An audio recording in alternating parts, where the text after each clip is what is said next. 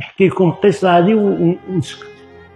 مره دعانا واحد صديق ومازال دائما تخدم لي في دماغي، في شارع ديدوش مراد الذي كان يسمى ميشلي في العاصمه، زاد عندهم زيوت، قال روحوا شربوا قهوه وتاكلوا شويه طمينه. رحنا صديق 4 ولا في 5 فينا، اقسم بالله غير بمجرد ما دخلنا الشقه هذيك شعرت باحساس غريب.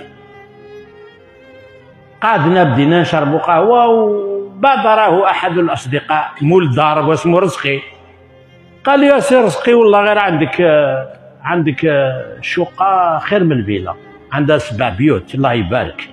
قالوا لي ان الفيلا فيها عيوب، لازم الكلب حاشاكم باش تحرسها، لازم العساس، لازم وهذه راك تغلق دارك داخل الفيلا. وبداو هكذا الحديث، وانا كنت استمع اليهم نشرب قهوه هذيك، كنت اخاف ان يطل راس من رؤوس من الحيط هذاك، يطلع علينا يقول واش راكم ديروا هنا انتم؟ لان احساسي هذيك الهندسه ماشي تاعنا. كي كملوا قلت له سي رزقي، قلت له هكذا لانه صديق،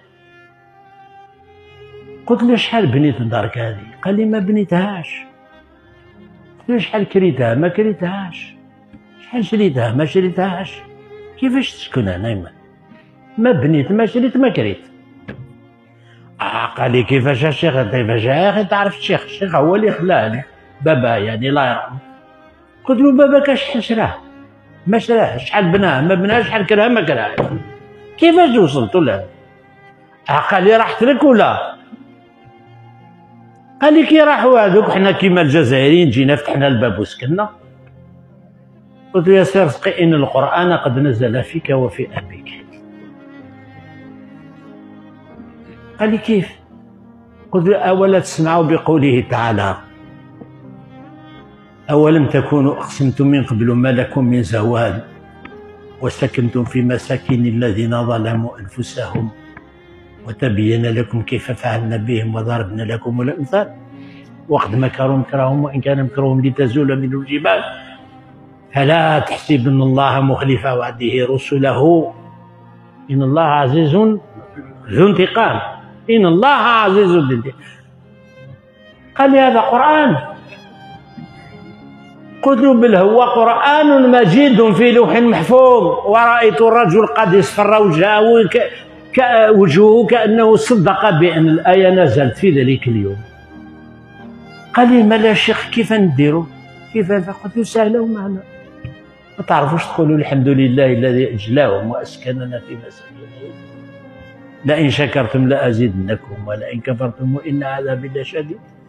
وتطيعوا ربي في المساكين هذه وترحموا على الشهداء اللي ماتوا، وتقولوا تطيعوا ربي، تصليوا وتخدموا الخير وتبنيوا البلاد وتحافظوا عليها وتحبوها وتوحدوها وتخدموا الخير وتهضروا الخير، لأنهم كان محرم علينا أن ندخل هذه الأحياء.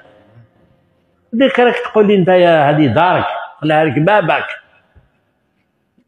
قولوا الحمد لله الذي أذهبهم وأسكننا في مساكنهم وأطيعوا ربكم. كملت له باش ما إلا حب يزعف. قلت له خاطر الله هما أذهبهم وأسكنهم في مساكننا، إلا زدنا عصينا ربي فوق الأرض هذه سيجلينا نحن ويجيب ذيوبة يعيطوا هنايا، لأن في القرآن أيضا نزلت كاين آية أخرى ويستخلف من بعدكم ما يشاء، ما تطلق على العاقل وعلى غير العاقل، ممكن يجي الذئب يسكن وين كنت نسكن أنا. هذه هي سنة الله التي لا تتبدل ولا تتغير. هذا ما أردت أن أقول بمناسبة الله يرحم الشهداء، والله يهدينا باش نحفظوا بلادنا، باش ما ننسوش الدماء، باش ما ننسوش العهود، ما ننسوش المواثيق، ونعلم جميعا بأن هذه الأرض والله أمانة في أعناقنا، أمانة في أعناقنا، وسنقف أمام الله، لأن ليس هناك أفضل عند الله من الشهيد، هذا الذي ضحى بحياته من أجل حياة الآخرين.